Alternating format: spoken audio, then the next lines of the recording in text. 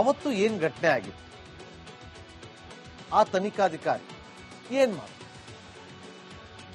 ಯಾಕೆ ಇವತ್ತು ಒಂದಷ್ಟು ವಿಚಾರಗಳು ತಳಕು ಹಾಕ್ತಾ ಇದೆ. ಇವತ್ತು ಪತ್ತೆ ಆಗಿರುವಂತಹ, ನಾನು ಪತ್ತೆ ಹಚ್ಚಿ ಕೊಡ್ತೀನಿ ಅಂತ ಹೇಳ್ತಾ ಇರುವಂತಹ ಶವಗಳ ರಹಸ್ಯ ಯಾಕೆ ಮುನ್ನೆಲೆಗೆ ಬರ್ತಾ ಇದೆ? ಇಷ್ಟು ದಿನ ಆ ಸಾಕ್ಷಿದಾರ ಎಲ್ಲಿಲ್ಲ, ಏಕಾಏಕಿ ಪ್ರತ್ಯಕ್ಷಗೊಂಡು ನೂರಾರು ಶವಗಳನ್ನ ಹೂತಾಕಿದ್ದೀನಿ, ನಾನು ಅದನ್ನ ತೆಗೆದು ತೋರಿಸ್ತೀನಿ, ನನಗೆ ಅದನ್ನ ಹೂತಾಕೋದಕ್ಕೆ ಹೇಳಿದವರು ಯಾರು ಅದನ್ನು ಕೂಡ ಹೇಳ್ತೀನಿ. ಈ ತರದೆಲ್ಲವೂ ಕೂಡ ವಿಚಾರಗಳು ಇವತ್ತು ಸಾಮಾಜಿಕ ಜಾಲತಾಣದಲ್ಲಿ ನಡೀತಾ ಇದೆ. ಆ ವ್ಯಕ್ತಿ ಹೋದ, ಜಡ್ಜ್ ಮುಂದೆ ಸ್ಟೇಟ್ಮೆಂಟ್ ಅನ್ನ ಕೊಟ್ಟ, ಬಂದಾಯ್ತು. ಆದ್ರೆ ಒಂದು ಜಾಗವನ್ನ ಪತ್ತೆ ಮಾಡಿ ಅಲ್ಲಿ ಹೋಗ್ತೀವಿ ಅಂದಾಗ ಪೊಲೀಸರು ಯಾಕೆ ಹೋಗ್ಲಿಲ್ಲ? ಈ ಚರ್ಚೆಗಳು ಕೂಡ ನಡೀತಾ ಇದೆ. ಈ ಶವ ರಹಸ್ಯ ಹೆಕ್ತಾ ಹೋದಾಗ ಯಾರು ಊಹೆ ಮಾಡದ ಒಂದಷ್ಟು ಸ್ಫೋಟಕ ಸತ್ಯಗಳು ಒಂದೊಂದಾಗಿ ಬಯಲಾಗ್ತಾ ಇದೆ. ಸಮಾಧಿ, ಅದರ ರಹಸ್ಯ ಬಿಚ್ಚಿಡಲೇಬೇಕು ಅಂತ ಇವತ್ತು ರಾಜ್ಯದ ಜನ ಆಗ್ರಹಿಸುತ್ತಿದ್ದಾರೆ. ಇದೆಲ್ಲದರ ಮಧ್ಯೆ ಮತ್ತಷ್ಟು ಸ್ಫೋಟಕ ಸತ್ಯಗಳು ಕೂಡ ಬಯಲಾಗ್ತಾ ಇದೆ. ಈ ರಿಪೋರ್ಟ್ ನೋಡ್ಕೊಂಬನ್ನಿ.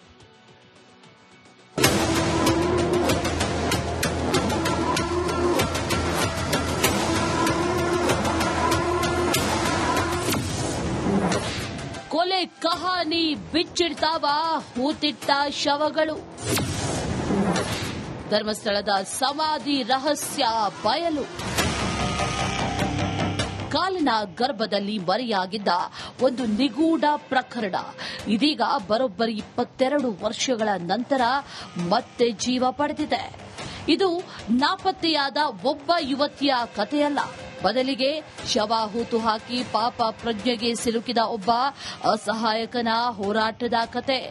ಆತನ ಹೆಸರು ಜಗತ್ತಿಗೆ ಹೇಳೋಕೆ ಆಗಲ್ಲ ಅನ್ನೋ ಕಾರಣಕ್ಕೆ ಕಾನೂನು ಭೀಮಾ ಅನ್ನೋ ಹೆಸರಿಟ್ಟಿದೆ.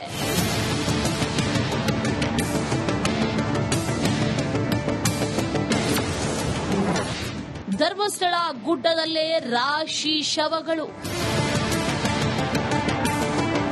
ನಾನೇ ಶವ ಹೂತಿದ್ದೇನೆ, ಪೊಲೀಸ್ ರಕ್ಷಣೆ ಕೊಟ್ರೆ ಎಲ್ಲಾ ಜಾಗ ತೋರಿಸ್ತೀನಿ, ಸತ್ತವರಿಗಾದ್ರೂ ನ್ಯಾಯ ಸಿಗಲಿ ಅಂತ ಭೀಮಾ ಮನವಿ ಮಾಡುತ್ತಿದ್ದಾನೆ. ಧರ್ಮಸ್ಥಳ ಸಮಾಧಿ ರಹಸ್ಯ. ಭಾರವಾದ ಹೃದಯದಿಂದ ಹಾಗೂ ಪರಿಹಾರ ಆಗದ ಪಾಪ ಪ್ರಜ್ಞೆಯಿಂದ ಹೊರಬರಲು ಈ ದೂರು ನೀಡುತ್ತಿದ್ದೇನೆ. ನಾನು ಕಂಡ ಕೊಲೆಗಳು ಸ್ವೀಕರಿಸಿದ ಶವಗಳನ್ನ ಹೂತು ಹಾಕದಿದ್ದರೆ ಆ ಶವಗಳ ಜೊತೆಯಲ್ಲೇ ಮಣ್ಣು ಪಾಲಾಗಿಸುವ ನಿರಂತರ ಜೀವ ಬೆದರಿಕೆ ಮತ್ತು ಥಳಿತಗಳ ನೋವಿನ ನೆನಪಿನ ಹೊರೆಯನ್ನ ಇನ್ನೂ ಹೊರಲು ನನ್ನಿಂದ ಸಾಧ್ಯವಿಲ್ಲ. ಉದ್ಯೋಗ ಮಾಡುವಾಗ ಮೃತದೇಹಗಳು ಕಾಣಿಸಿಕೊಳ್ಳುವುದು ಗಮನಿಸಿದೆ. ಮೊದಲಿಗೆ ಆತ್ಮಹತ್ಯೆ ಅಥವಾ ನದಿಯಲ್ಲಿ ಆಕಸ್ಮಿಕವಾಗಿ ಮುಳುಗಿದ ಮೃತದೇಹಗಳು ಎಂದು ನಾನು ಭಾವಿಸಿದ್ದೆ. ಅದರಲ್ಲಿ ಮಹಿಳೆಯರ ಶವಗಳೇ ಹೆಚ್ಚಾಗಿದ್ದವು. ಅನೇಕ ಮಹಿಳಾ ಶವಗಳು ಬಟ್ಟೆ ಅಥವಾ ಒಳ ಉಡುಪುಗಳಿಲ್ಲದೆ ಕಾಣಿಸುತ್ತಿದ್ದವು. ಲೈಂಗಿಕ ದೌರ್ಜನ್ಯ ಎಸಗಿದ್ದು ಕಣ್ಣಿಗೆ ರಾಚುತ್ತಿತ್ತು. 2010ರಲ್ಲಿ ಕಲ್ಲೇರಿಯ ಪೆಟ್ರೋಲ್ ಬಂಕ್ನಿಂದ 500 ಮೀಟರ್ ದೂರದಲ್ಲಿರುವ ಸ್ಥಳಕ್ಕೆ ನನ್ನನ್ನು ಮೇಲ್ವಿಚಾರಕರು ಕಳುಹಿಸಿದ್ರು. ಅಲ್ಲಿ ಹದಿಹರೆಯದ ಹುಡುಗಿಯ ದೇಹ ಕಂಡೆ. ವಯಸ್ಸು 12ರಿಂದ 15 ವರ್ಷಗಳ ನಡುವೆ ಇರಬಹುದು. ಆಕೆ ಶಾಲಾ ಸಮವಸ್ತ್ರದ ಶರ್ಟ್ ಧರಿಸಿದಳು. ಲಂಗ ಮತ್ತು ಒಳ ಉಡುಪುಗಳು ಇರಲಿಲ್ಲ. ಆಕೆಯ ಕುತ್ತಿಗೆ ಮೇಲೆ ಕತ್ತು ಹಿಸುಕಿರುವ ಗುರುತುಗಳು ಇದ್ದವು. ನನಗೆ ಗುಂಡಿ ಅಗೆಯಲು ಮತ್ತು ಅವಳ ಶಾಲಾ ಬ್ಯಾಗ್ನೊಂದಿಗೆ ಅವಳನ್ನ ಹೂಳಲು ಸೂಚಿಸಿದ್ದರು. ಮತ್ತೊಂದು ಮರೆಯಲಾಗದ ಘಟನೆಯು 20ರ ಹರೆಯದ ಯುವತಿಯ ಮೃತದೇಹದ್ದಾಗಿತ್ತು. ಆಕೆಯ ಮುಖ ಆಸಿಡ್ನಿಂದ ಸುಡಲಾಗಿತ್ತು. ದೇಹವನ್ನ ದಿನಪತ್ರಿಕೆಯಿಂದ ಮುಚ್ಚಲಾಗಿತ್ತು. ಆಕೆ ದೇಹವನ್ನ ಹೂಳದೆ ಸುಡಲು ಸೂಚಿಸಿದ್ದರು. ಬಡ ಮತ್ತು ನಿರ್ಗತಿಕ ಪುರುಷರನ್ನ ಕುರ್ಚಿಗಳಿಗೆ ಕಟ್ಟಿ ಹಾಕಲಾಗ್ತಿತ್ತು. ಟವಲ್ಗಳನ್ನ ಬಳಸಿ ಹಿಂದಿನಿಂದ ಹಿಡಿದು ಉಸಿರು ಕಟ್ಟಿಸಲಾಗ್ತಿತ್ತು. ಈ ಕೊಲೆಗಳು ನನ್ನ ಸಮ್ಮುಖದಲ್ಲೇ ನಡೆದವು. ಕೆಲವೊಮ್ಮೆ ಮೃತದೇಹಗಳನ್ನ ಡೀಸೆಲ್ ಬಳಸಿ ಸುಟ್ಟು ಹಾಕಿರುತ್ತೇನೆ. ಯಾವುದೇ ಕುರುವು ಸಿಗದಂತೆ ಸುಟ್ಟು ಹಾಕಬೇಕೆಂದು ಸೂಚಿಸುತ್ತಿದ್ದರು. ಡಿಸೆಂಬರ್ 2014ರಲ್ಲಿ ನಾನು ನನ್ನ ಕುಟುಂಬದೊಂದಿಗೆ ಧರ್ಮಸ್ಥಳದಿಂದ ಓಡಿ ಹೋದೆ. ನಾವು ಎಲ್ಲಿಗೆ ಹೋಗುತ್ತಿದ್ದೇವೆ ಎಂಬುದರ ಸುಳಿವು ಯಾರಿಗೂ ಸಿಗದಂತೆ ಖಚಿತಪಡಿಸಿಕೊಂಡೆ. ನಾನು ಹೇಳುತ್ತಿರುವುದರ ಪುರಾವೆಯಾಗಿ ಇತ್ತೀಚೆಗೆ ಧರ್ಮಸ್ಥಳದಲ್ಲಿ ಮೃತದೇಹ ಉಳಿದ ಸ್ಥಳವೊಂದಕ್ಕೆ ರಹಸ್ಯವಾಗಿ ಹೋಗಿ ಕಳೆಬರವನ್ನ ಹೊರತೆಗೆದಿದ್ದೇನೆ. ಈ ಸ್ಥಳದ ವಿವರವನ್ನ ತನಿಖಾಧಿಕಾರಿಗೆ ನೀಡಲು ಸಿದ್ಧನಿರುವೆ. ಈ ಕಳೆಬರದ ಛಾಯಾಚಿತ್ರ ಮತ್ತು ಕಳೆಬರವನ್ನೇ ಈ ದೂರಿನೊಂದಿಗೆ ಸಲ್ಲಿಸುತ್ತಿದ್ದೇನೆ.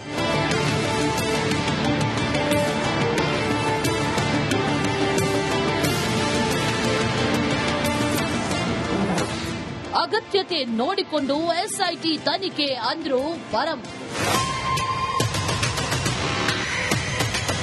ಧರ್ಮಸ್ಥಳದ ಅಸಹಜ ಸಾವು ಪ್ರಕರಣಕ್ಕೆ ಸಂಬಂಧಪಟ್ಟಂತೆ ಪೊಲೀಸರಿಂದ ತನಿಖೆ ನಡೀತಾ ಇದೆ. ಗೃಹ ಸಚಿವ ಜಿ ಪರಮೇಶ್ವರ್ ತನಿಖೆಯ ಪ್ರಾಥಮಿಕ ಹಂತದಲ್ಲೇ ಎಸ್ಐಟಿ ರಚನೆ ಮಾಡಿ ಅಂತಂದ್ರೆ ಹೇಗೆ ಅಂತ ಪ್ರಶ್ನಿಸಿದ್ದಾರೆ.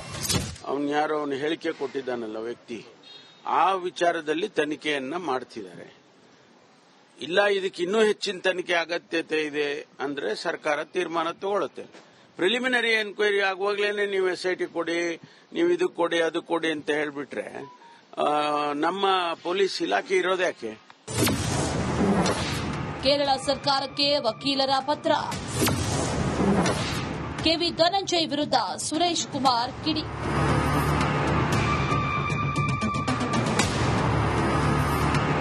ಶವ ಹೂತಿಟ್ಟ ಪ್ರಕರಣಕ್ಕೆ ಸಂಬಂಧಿಸಿದಂತೆ ಸುಪ್ರೀಂ ಕೋರ್ಟ್ ಪರ ವಕೀಲ ಕೆವಿ ಧನಂಜಯ್ ಕೇರಳ ಸರ್ಕಾರಕ್ಕೆ ಪತ್ರ ಬರೆದಿದ್ರು.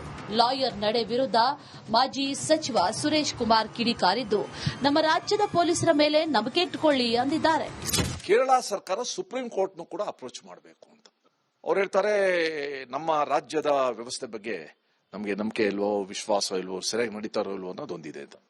ಹಾಗಾದ್ರೆ ಪುತ್ತೂರು, ಸುಳ್ಯ ಆ ಕಡೆ ಜನ ಇನ್ಮೇಲೆ ನಮ್ಮ ಪೊಲೀಸವರು ಸರಿಯಾಗಿ ಮಾಡೋದಿಲ್ಲ ಅಂದ್ಬಿಟ್ಟು ಕಾಸರಗೋಡು ಬಿಟ್ಟು ಕೇರಳ ಪೊಲೀಸರು ಕಂಪ್ಲೇಂಟ್ ಕೊಡಬೇಕಾ?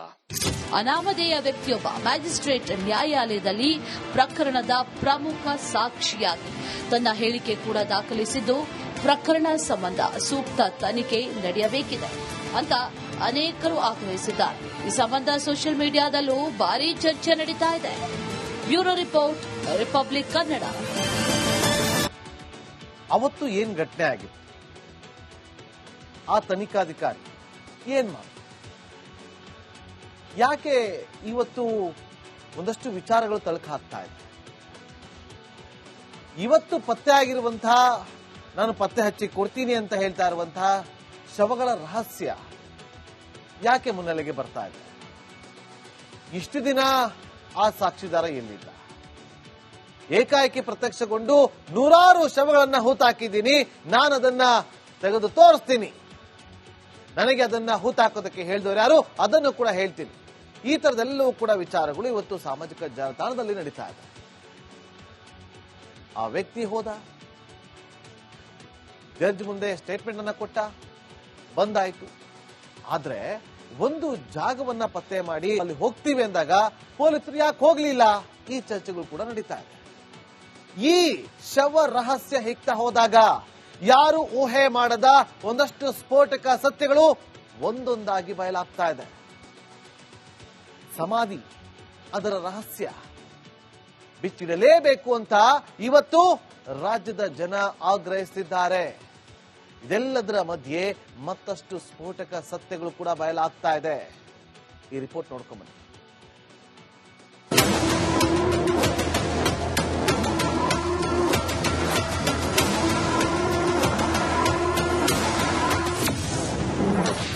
ಕೊಲೆ ಕಹಾನಿ ಬಿಚ್ಚಿಡ್ತಾವ ಹೂತಿಟ್ಟ ಶವಗಳು.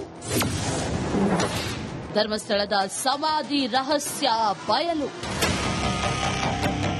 ಕಾಲನ ಗರ್ಭದಲ್ಲಿ ಮರೆಯಾಗಿದ್ದ ಒಂದು ನಿಗೂಢ ಪ್ರಕರಣ ಇದೀಗ ಬರೋಬ್ಬರಿ 22 ವರ್ಷಗಳ ನಂತರ ಮತ್ತೆ ಜೀವ ಪಡೆದಿದೆ. ಇದು ನಾಪತ್ತೆಯಾದ ಒಬ್ಬ ಯುವತಿಯ ಕಥೆಯಲ್ಲ, ಬದಲಿಗೆ ಶವ ಹೂತು ಹಾಕಿ ಪಾಪ ಪ್ರಜ್ಞೆಗೆ ಸಿಲುಕಿದ ಒಬ್ಬ ಅಸಹಾಯಕನ ಹೋರಾಟದ ಕತೆ. ಆತನ ಹೆಸರು ಜಗತ್ತಿಗೆ ಹೇಳೋಕೆ ಆಗಲ್ಲ ಅನ್ನೋ ಕಾರಣಕ್ಕೆ ಕಾನೂನು ಭೀಮಾ ಅನ್ನೋ ಹೆಸರಿಟ್ಟಿದೆ.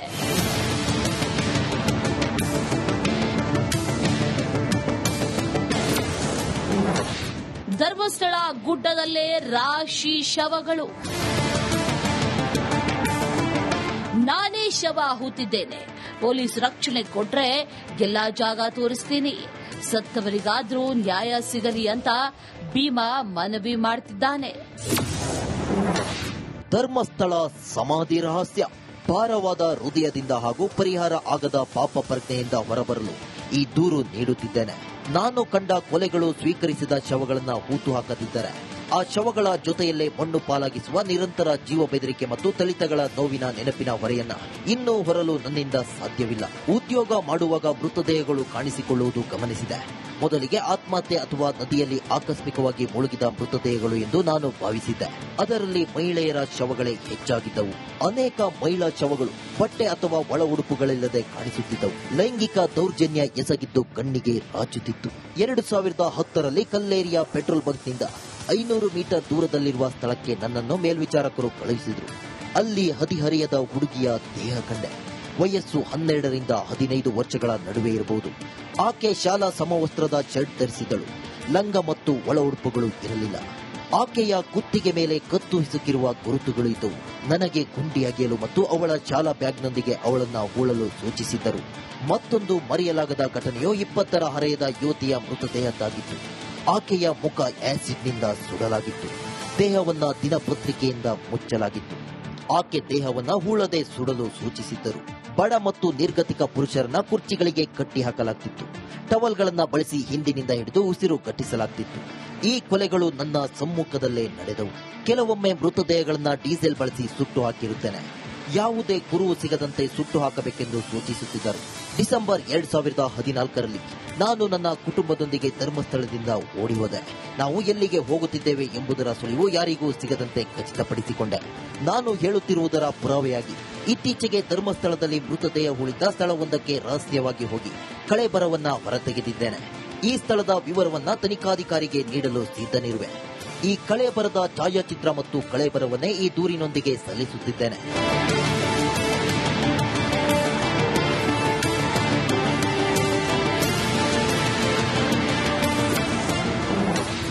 ಅಗತ್ಯತೆ ನೋಡಿಕೊಂಡು ಎಸ್ಐಟಿ ತನಿಖೆ ಅಂದ್ರು ಪರಂ. ಧರ್ಮಸ್ಥಳದ ಅಸಹಜ ಸಾವು ಪ್ರಕರಣಕ್ಕೆ ಸಂಬಂಧಪಟ್ಟಂತೆ ಪೊಲೀಸರಿಂದ ತನಿಖೆ ನಡೀತಾ ಇದೆ. ಗೃಹ ಸಚಿವ ಜಿ ಪರಮೇಶ್ವರ್ ತನಿಖೆಯ ಪ್ರಾಥಮಿಕ ಹಂತದಲ್ಲೇ ಎಸ್ಐಟಿ ರಚನೆ ಮಾಡಿ ಅಂತಂದ್ರೆ ಹೇಗೆ ಅಂತ ಪ್ರಶ್ನಿಸಿದ್ದಾರೆ. ಅವನು ಹೇಳಿಕೆ ಕೊಟ್ಟಿದ್ದಾನಲ್ಲ ವ್ಯಕ್ತಿ, ಆ ವಿಚಾರದಲ್ಲಿ ತನಿಖೆಯನ್ನ ಮಾಡ್ತಿದ್ದಾರೆ. ಇಲ್ಲ ಇದಕ್ಕೆ ಇನ್ನೂ ಹೆಚ್ಚಿನ ತನಿಖೆ ಅಗತ್ಯತೆ ಇದೆ ಅಂದ್ರೆ ಸರ್ಕಾರ ತೀರ್ಮಾನ ತಗೊಳುತ್ತೆ. ಪ್ರಿಲಿಮಿನರಿ ಎನ್ಕ್ವೈರಿ ಆಗುವಾಗಲೇ ನೀವು ಎಸ್ಐಟಿ ಕೊಡಿ, ನೀವು ಇದಕ್ಕೆ ಕೊಡಿ ಅದು ಕೊಡಿ ಅಂತ ಹೇಳ್ಬಿಟ್ರೆ ನಮ್ಮ ಪೊಲೀಸ್ ಇಲಾಖೆ ಇರೋದ್ಯಾಕೆ? ಕೇರಳ ಸರ್ಕಾರಕ್ಕೆ ವಕೀಲರ ಪತ್ರ. ಕೆವಿ ಧನಂಜಯ್ ವಿರುದ್ಧ ಸುರೇಶ್ ಕುಮಾರ್ ಕಿಡಿ.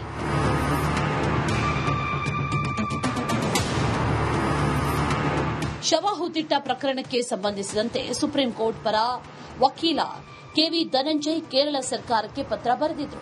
ಲಾಯರ್ ನಡೆ ವಿರುದ್ಧ ಮಾಜಿ ಸಚಿವ ಸುರೇಶ್ ಕುಮಾರ್ ಕಿಡಿಕಾರಿದ್ದು, ನಮ್ಮ ರಾಜ್ಯದ ಪೊಲೀಸರ ಮೇಲೆ ನಂಬಿಕೆ ಇಟ್ಟುಕೊಳ್ಳಿ ಅಂದಿದ್ದಾರೆ. ಕೇರಳ ಸರ್ಕಾರ ಸುಪ್ರೀಂ ಕೋರ್ಟ್ನು ಕೂಡ ಅಪ್ರೋಚ್ ಮಾಡಬೇಕು ಅಂತ ಅವ್ರು ಹೇಳ್ತಾರೆ. ನಮ್ಮ ರಾಜ್ಯದ ವ್ಯವಸ್ಥೆ ಬಗ್ಗೆ ನಮಗೆ ನಂಬಿಕೆ ಇಲ್ವೋ, ವಿಶ್ವಾಸ ಇಲ್ವೋ, ಸರಿಯಾಗಿ ನಡೀತಾರೋ ಇಲ್ವೋ ಅನ್ನೋದೊಂದಿದೆ ಅಂತ.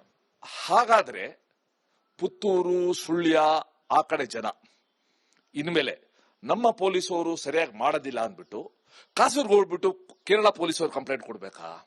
ಅನಾಮಧೇಯ ವ್ಯಕ್ತಿಯೊಬ್ಬ ಮ್ಯಾಜಿಸ್ಟ್ರೇಟ್ ನ್ಯಾಯಾಲಯದಲ್ಲಿ ಪ್ರಕರಣದ ಪ್ರಮುಖ ಸಾಕ್ಷಿಯಾಗಿ ತನ್ನ ಹೇಳಿಕೆ ಕೂಡ ದಾಖಲಿಸಿದ್ದು, ಪ್ರಕರಣ ಸಂಬಂಧ ಸೂಕ್ತ ತನಿಖೆ ನಡೆಯಬೇಕಿದೆ ಅಂತ ಅನೇಕರು ಆಗ್ರಹಿಸಿದ್ದಾರೆ. ಈ ಸಂಬಂಧ ಸೋಷಿಯಲ್ ಮೀಡಿಯಾದಲ್ಲೂ ಭಾರೀ ಚರ್ಚೆ ನಡೀತಾ ಇದೆ. Bureau report, republic Kannada.